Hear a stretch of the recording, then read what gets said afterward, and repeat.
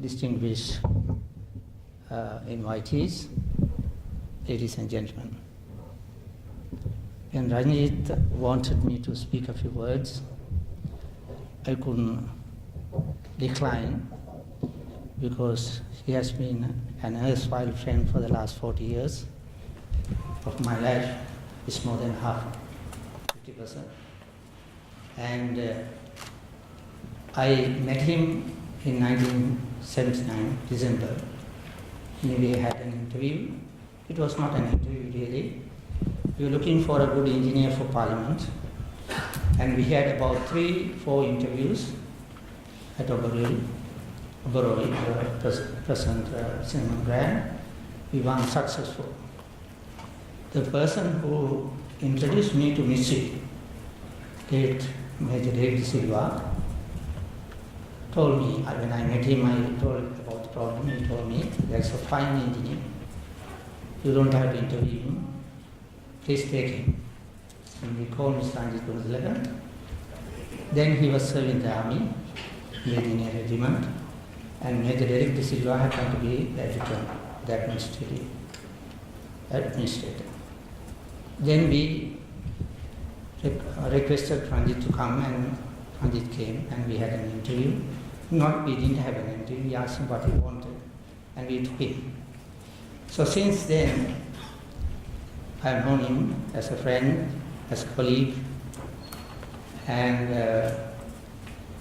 now as a competitor. So Ranjith, if I may say briefly, in my life and in my career, he is one of the finest engineers I met in my life. Later, I think I will substantiate as to why I say this. And I'll go on to other matters. I won't touch upon the state of the construction industry in Sri Lanka. The construction industry in Sri Lanka had, I think, during the last 2 decades, a steady growth.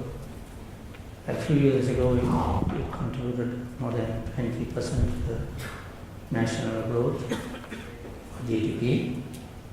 And as a result, there had been a constant, continuous growth. And during the recent times, we still have some growth or some work in the building sector, so much in the roads and water supply and other sectors.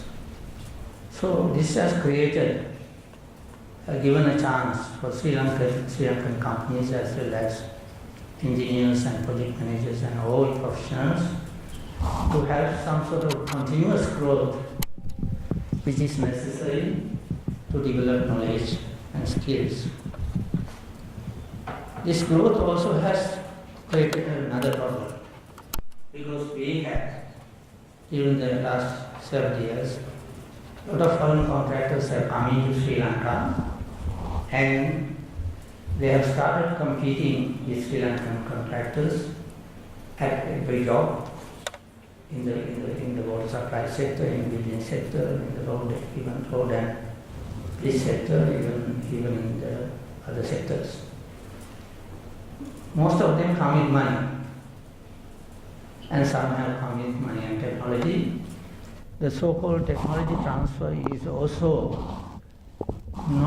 we are not benefiting very much, to say. So there is stiff competition, the prices are very low. So the contractors have a big challenge, the local contractors, because with a very competitive price or an adequate price, you have to produce a reasonably good product which is fit for its intended purpose. In between, we have another problem. Sometimes some clients are very, I would say, very unreasonable. They compel some of the consultants and engineers even to change the general conditions of contract, thereby making the task of a contractor still more difficult. And this has also created problems to some contractors, especially to the smaller contractors. So this growth has also created or has brought forth construction veterans like Mr. Ranjith Gunatilleke and many others, and also quite able, knowledgeable and skilled project managers and construction managers and engineers. So today, the life of a construction manager or a project manager is, I think I should say, is very hard, and they are they face difficult circumstances because on one side we have the difficulty of price, on one side you have the, I think, documents which are not quite straightforward and sometimes difficult to manage. You get trapped, and sometimes the specifications and other details are also not, sometimes contradictory, sometimes not comprehensive. So in order to, if you are to come out of it, because once you sign a contract, you have certain obligations. You have a few rights, but you have a lot of obligations, because you have to give a performance loan, you have to give the advance payment guarantees, and the clients don't give but payment guarantees, and you get locked. And you have to perform at very trying conditions, very difficult weather conditions, very difficult terrains. You are exposed to all other difficult situations where the subsurface or the other underground vertical conditions and difficulties in procurement, material delays, material difference, specialist contractor and subcontractor delays, and I think the paucity of skilled labor. I think recently I and Ranjith and Mahin and Sumal, we were on a board at the Prime Minister's office to find solutions for this shortage of labor, skilled labor. And we suggested that we should, on a temporary basis, as a short-term solution, we should bring labor from outside whilst we improve the training facilities in Sri Lanka at least tenfold. So the plight of a project manager, we have to know, is planning and scheduling, and also organizing, and even going to the greater detail production planning, and you have to also control the project, control the cost and quality. You have to be within the project budget, within the allocated time. And there are a lot of other things that come in the way, because there are, now for instance, there have been instances where the contracts indicate a rate only. For instance, say blasting of rock, and it is controlled blasting. When you go to the site, you come across chemical blasting, and that rate sometimes it expands to something like 3,000-4,000 cubic meters of rock, and which you have not planned for. Then we also come into certain situations where the project manager has a very difficult task. Of course, in big companies like Samken and other big companies, they might not have financial problems, but then they will have all other problems because supplies are not reliable, they are not developed, products are not consistent with the specifications, and subcontractors don't perform. They have financial problems, skills, they have other problems like even finding labor. So project manager, then he has to fight with the engineer and engineer's representative, who will be only come most of the time. They come and read the document and try to interpret it without any practical knowledge. So the project manager's life is a very difficult one. He has to manage the on-site work within the limited time, and then come back to office and then do the planning and check and do the production planning on the detailed planning, and also make sure we have to follow up the procurement of material, equipment and all other things necessary for construction work to go ahead. They should be delivered to such a project site at the correct time. Otherwise, you will have idle labor, you will have other problems, so the project will get prolonged.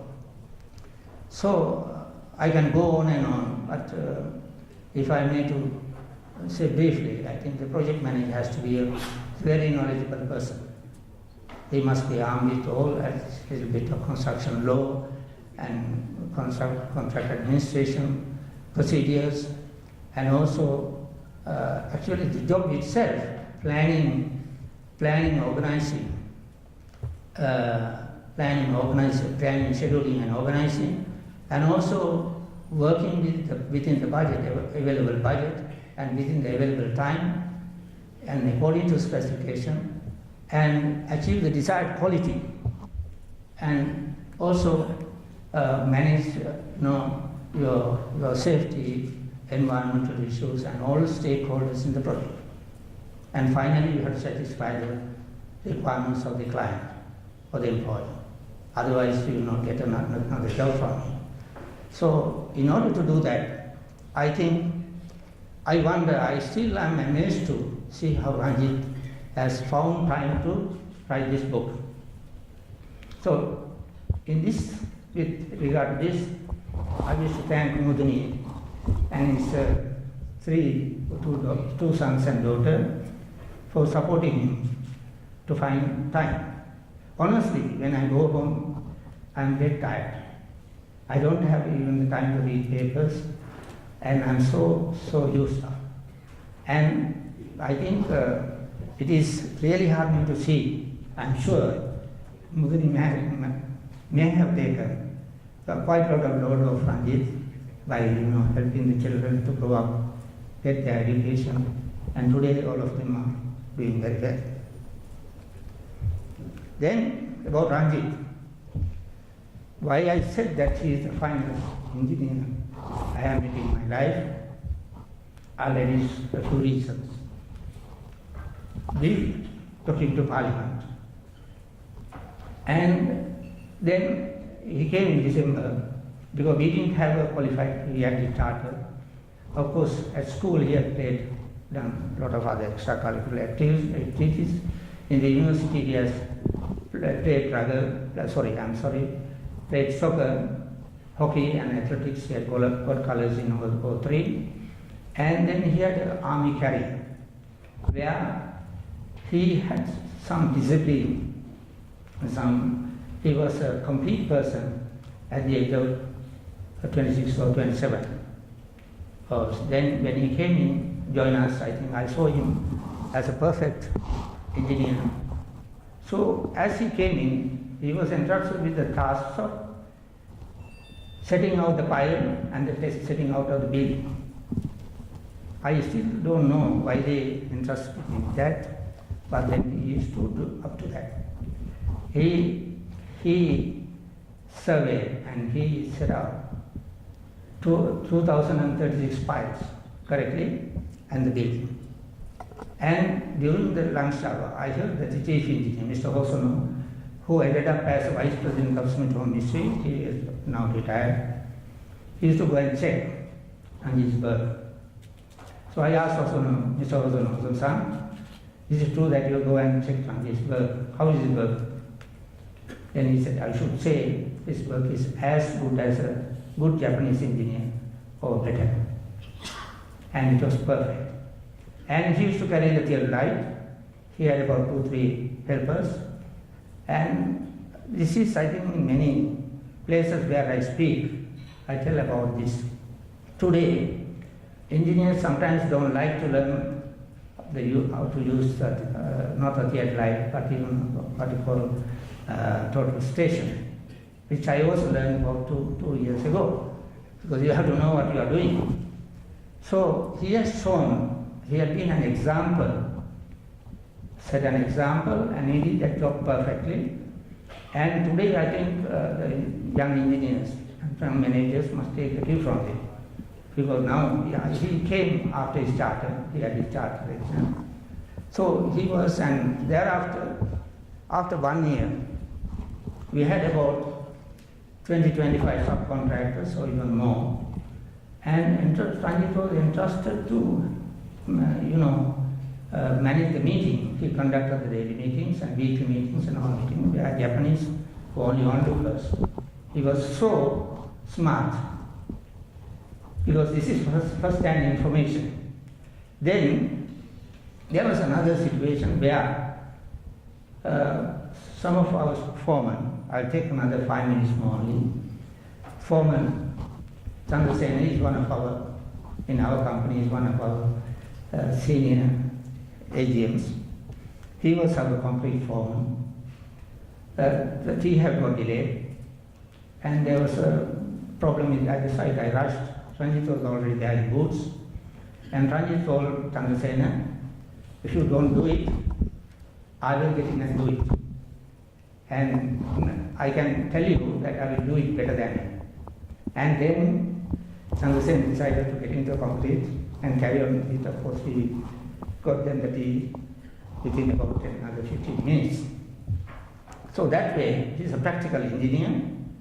And then when coming to design work, he had designed many buildings for the army. We were the contractor for the Army Commander's Secretariat, which was designed by him. And subsequent to that, I think he had designed many buildings for the army, including Malali Hospital. So he knew his design. When it came to practical work, he knew his practical work, application. And I left, I went to working for the Srijagannath Hospital. I came back, I was promoted Chief Administrative Officer. He was also promoted Chief Engineer.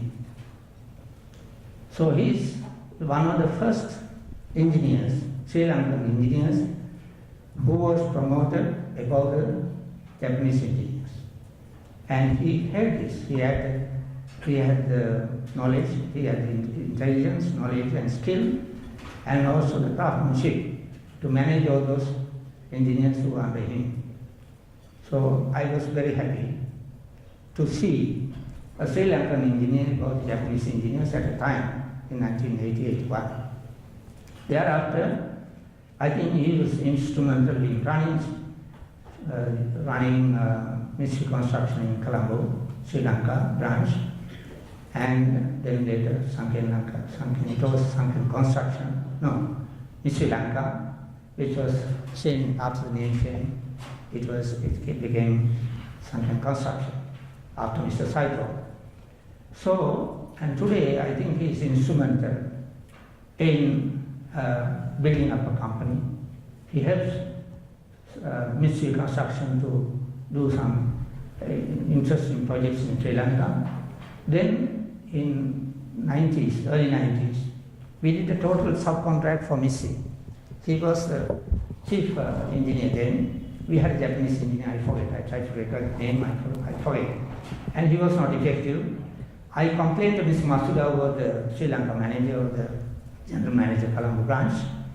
Then he said, I will send Ranjith. I said, why can't you send him? So we had internal problems at the site. We had only the Japanese engineer who was messing up. Then Ranjith didn't come and work every day, but he used to come for important meetings. He was a very, I think, person with quite a lot of wit. And one day we had several meetings, and then we couldn't finish the painting of doors at Taj Exotica. The consultant was, the RE was on Mr. Kale. So I told Ranjith. Ranjith said, I'll come for the next meeting. Then there was a heated argument between our engineer. He said, it will be 1 year, you need to, Ranjith, pastor of medicine from Katwada, very good engineer. He's one of our directors now. So there was a heated argument between Thiru and Mr. Kale about the door. We had done about 3 samples. He said, no, I can't have this, is not the color I want. Then he put a tap on my shoulder and said, could I ask him to stop? He said, so I'll sort it out. Then we finished, then we postponed that item, and at the end of the meeting, Ranjith told him, we have got the best painter in Sri Lanka on the site. He has done a sample, and I want you to tell him how to do another sample. Please instruct him and tell you what you want, and then we went to site. Who went? Mr. Kale, Ranjith, myself, and Thiru. Then he went to, as he went, he thought that he knew that he got trapped. He said, "Oh, Ranjith, this is the exact color I wanted." And the matter was resolved at that moment. There was no argument. So, yes, I think very, very good. He was very witty. He was intelligent, a practical engineer who always got into the field and proved that he knew his stuff. And in management-wise, he got promoted as chief engineer. Then later on, I think he was promoted as a director in something construction, now as a managing director. So I think I will not take a lot of time, more than that. And I have seen how he has worked and how he has grown up and how he has now matured, and he's a very, very accomplished person, individual. He's not only a project manager, he's not only a managing director, he is an entrepreneur of the highest grade. So I think we don't know what is in the book yet.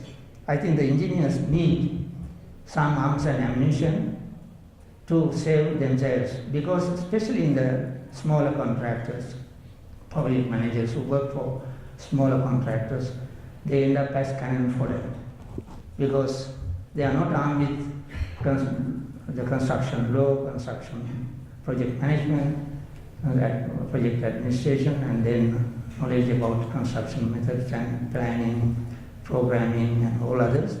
So I think this is a very good thing he has done. I think so. We have a pudding. We don't know the cuisine or the ingredients, but we know the chef. And with his reputation and his experience and knowledge, I think the book has to be good. And it should be a North Star or a guiding light for all new young engineers, construction managers and project managers of not only Sanken, but of our country. I'm sure this will do a lot of good, and it will impart the knowledge he has gathered over 40 years in construction, nearly 45 years, over 40 years in construction, and should prove to be very useful to all young engineers and construction managers and project managers. So finally, I think Ranjith has had the magnanimity to share his knowledge and his what experience he has gained, and the skills he has gathered in the industry, and the all other things which are necessary for a construction project manager to survive in this difficult, what you call, environment, and to share it with the rest of the engineers and construction managers and project managers and other companies is a really magnanimous decision and a task. So I once again thank him for inviting him, and I wish he will do better in life and his company, because his company also has, which I forgot to tell, done more than 60 to 75% of the total buildings today in Colombo. I think he has given leadership to his company, and wherever we go, we see something like buildings from Empire building to I think I have forgotten some of the names. These are some of the names that you see: Jai Theatre, Cascade, Empire Building, Emperor, on 320, on Peak, Cinnamon Red, which is one of their projects, Colombo City Centre and Twin Peaks, which are going to be 50 stories, are now rising up. And while wishing well, and wish Kumudi and family members and everybody in his company well. And I also I'm also delighted to see his family members because I know some of them very well. Thank you very much. Thank you, Captain, for all the long and good words about me and the industry. You said, but you don't know what is inside. But give me a few minutes, I will tell what is inside. Good afternoon, ladies and gentlemen, my friends in the industry. First, I wish I should specifically welcome all sunken staff and the management for encouraging me or forcing me to do a product like this, as most of them are project managers or the site managers or the engineers. Then next, I must specially welcome and very much pleased to see gracing this occasion by the veterans in the construction field, architects, engineers, quantity surveyors, and other like. I don't wish to mention by name, but most of the people in this industry, you're all aware of them. Then also, the distinguished guests here, Professor Lakshman Nalvis, the Defense Secretary Konnasen Etiarachchi, and Secretary Ministry of Megapolis is not here. About few minutes back, Minister Champika Ranawaka informed me that his inability to come. But I invited him not as a politician or as the minister. I simply invited him as an engineer. Then chairmen of various construction-related organizations. I don't want to name it, but thank you very much. I know all of them, not like normal evening session, in the afternoon to come and spend few hours with me, and also in the event. I especially thank them and welcome them. Then my special thanks to my school. I studied in Christian College Kotte, and my secondary education part was at Ananda College. I welcome Ananda College principal who is here. And also the university academia who is here, including the Professor Ranjith Gunatilleke and Sri Lanka Army. STNCC, I didn't invite STNCC chairman or someone, but my first boss of STNCC is here, Mr. D.D. Vijayaman. So, but there are three characters, personalities who are not here, starting with Major Derek Silva, who captain said me. He was my first boss in the army, who taught me, who disciplined me, what is correct and what is wrong. But he's not here with us. Secondly, Dr. Joachim. I first saw him in 1973 when I was engineer, trainee engineer. He came after his PhD. And in fact, those days we used to go to the airport to welcome the people who are coming from overseas. So Dr. Joachim came after his PhD.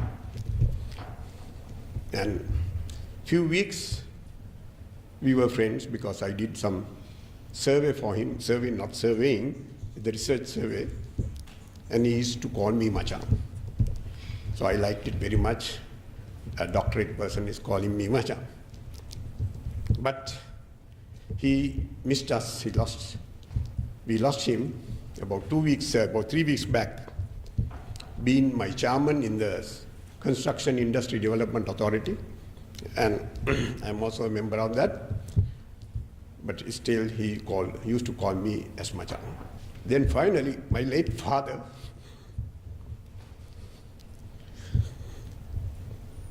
who taught me all what others didn't teach me. He's also not here.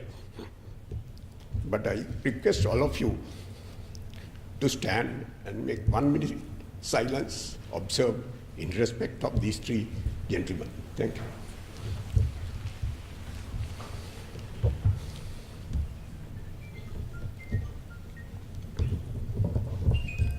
Thank you, friends. The construction industry, I should not elaborate much because our good friend Captain told the importance and the difficulties and the good things and the bad things we are going through the construction industry. It's correct that we are the best sector of the construction industry, having about 10 to 15% GDP. This industry was the best industry to work with or to be with. But it's the worst industry also to work with and to be with. Why I say that? The highest demand of the universities, the secondary education, the students at the A level is for engineering. It's no doubt. But in the field, for the employment, as contractors, we find it is very difficult to get engineers to join contractors, not the sector, not the industry, but to the contractors. So, what was in the industry, what is covering, we find it very difficult to get these engineers. For the infrastructure, for the shelter, I mean housing, or when it comes for the basic food, the construction industry should cover the irrigation and agriculture development of these areas. So, there are many allegations against the industry. I'm not trying to talk anything political, but allegations against the industry is that the lot of money spent in the industry not effectively, and it will not meeting the public requirements properly, or the budgets controlled in the projects are not completed the projects within the same budget. This is one main allegation which always I was thinking doing projects in the country or in Sri Lanka. So the project manager's book, which is mainly on contractors' project management. When you call project management, there are three types of project management you got to do. One is the client or the owner's project management. Number two is the consultant's project management. Number three is contractor's project management. This book is covering only the contractor's project management. But today, I think some of you all may agree or some of you all may not agree that the client's or the owner's project manager should not be a professional. But he should be, if he's a professional, there are definitely some plus points or advantages to that. But consultant's project manager, which is normally we don't see, but he should be a professional. When I say professional, he's not an engineer or an architect, he should be at least a lawyer who could handle the other professionals. But contractor's project manager, I think it's very convenient if it's an engineer, because the contractor's project manager is the execution part. So I think in turnkey projects, all three project managers could be one project, one person. But in the design build projects, this project manager could be only consultant's project manager and the contractor's project manager. So this book is surely concentrating on the contractor's project manager, which is how to perform a job and how best that you handle a project and achieving your final goals. So I don't call this a book. That is why I wanted to call it a handbook. But I heard in the recent past there was no books produced by engineers, books written by engineers. But there are so many papers published by university academia that, but they compile and make books. But this type of a handbook is not available. So every year when I try to address the Sanken's project managers, I'll have to keep a document and address our engineers how they should manage projects. But this drill I was doing for the last so many years, more than 20-25 years. And finally, about 10-15 years back, I thought, why not make a book and give to all these budding engineers to read it. And I surely noticed that when I was working as vice president of contractors associations, but especially the small contractors need very good project managers working in their companies. This made me to compile all this and made this book. And in the foreword of this book, Dr. Joachim, actually, I think he made this foreword about 2 years back when he was second time was chairman of State Engineering Corporation. But I just make only few lines of his, or the last para of what he has mentioned.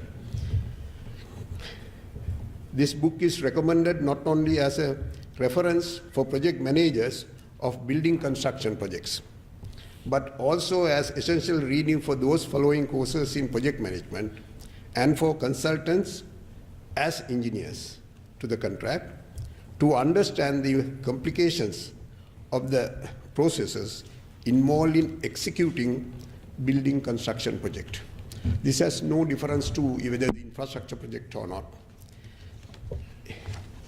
In the introduction, I say in the project, third, fourth and fifth paras, I trust that this book, this handbook will undoubtedly help and guide even a junior engineer with few years of experience to complete a quality project in time and within the best cost of expenses. Next para, I am telling, finally, it is emphasis that above all, the most important factor is the project manager's dedication to perform his service sincerely and honestly for the complete success from the inception to the end of a project. Last, I say, the project manager must keep his eyes and ears open all the time to be on top of not only the construction and procurement issues, but also to be aware of health and safety and staff requirements, etc. I am not going to elaborate these items, but I think you all in this industry, it's understood. Finally, I am telling how the project managers is appointed and what's his employer or finally even the client of the particular project, what is expected from him. I start, what is project management? It is the discipline of planning, organizing, securing, managing, leading, and controlling the resources to achieve a specific goal. From the time you are appointed as the project manager, that is, if you are appointed as the project manager, you got to believe it's the correct judgment by your management, your superiors and others, that you possess the additional skills and character over others to perform the selected task. That is, you got to believe that the management decision is correct, that why you are appointed. Then you possess already the knowledge, experience and management skills to meet satisfactorily all the requirements of a skilled project manager. So, now you got to carefully read, understand and follow to the best of your needs the sequence of this book to prove and confirm the management judgment is correct. So, why all this? I got to put it, even about last 1 year, I had an interview within Sanken, calling all, I think most of them are not here, the engineers who are above 30 years old, I think, 30 or 35, not below 30. Then I asked them, and some are graduate engineers, diplomates, certified, so with engineers with certified qualifications. How many of them like to take the task of site managers or project managers? None. This is an industry problem today. This is worse with the construction sector. I have spoken to various other specialties and the professionals. Their opinion also same. So, I think this is related to the type of education that we are getting now, especially the secondary education, where the Ananda College principal is here. I don't know whether he agrees, because it is more or less primary education and the secondary education is very much combined with parents and students rather than independence for students to do something on their own. So, some of the engineering interviews, when we call for interviews to the interview room, the pass out engineer comes followed by mother or father. So I used to say, we want to interview and take only the engineer, then sorry sir, I will wait outside. So this is, they have come to some extent, and they are, okay, going to Montessori with your children with the sheer love, I understand. Year 5 understand, year 8 understand, year 9 university, but even to come to the job. So this is the mentality. When I joined army, especially, I don't know what my thinking was, I want to be away from my home, I don't know why. But no any reasons, because we like freedom and to do something alone. But today, they are asking whether can we work only in Colombo. This is all the, this is an issue. It's a major problem for all the corporations, authorities. I think Chairman R.D. also here, then maybe he's agreeing, that is the, and all the other chairmans, they will agree. So, I think this book is not perfect. This book needs some improvements, some reviews and adjustments in the future. But there should be something to start with. In fact, not about 2 days back, I went to the book. I have missed one chapter because that is variations from FIDIC to ICTAT. I want to say that because some of the professionals in the industry, they don't know exactly what it is. And I always advise engineering sector, architects, quantity surveyors, try to do law. Because today it has become one of the main thing for engineering sector professionals. So, I will introduce this one in time to come on the next edition. Then, there's another 1 or 2 handbooks are required in the construction industry. That is what I say, the project managers, the client's side of handbook and the consultant handbook. This could be one book. But I can do another 100 projects, but I'm not going to write it because it's so not difficult, but you have to find time. My wife was tolerating me, and the family is not much, but family also tolerating me, but I try to balance both because finding and writing this type of a book. But there are a lot of professionals here. I think they will do it. I suggest Captain Kularatne is one of the best person to do that because having very much knowledge in this field now. Then, last, I must tell,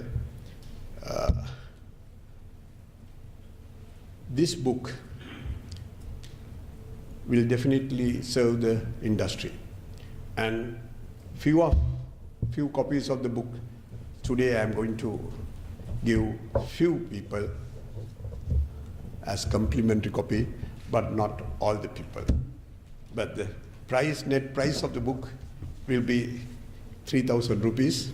This is a marketing talk, but that's all that money that is getting collected on the book will be donated to Ananda College Development Fund. Thank you very much.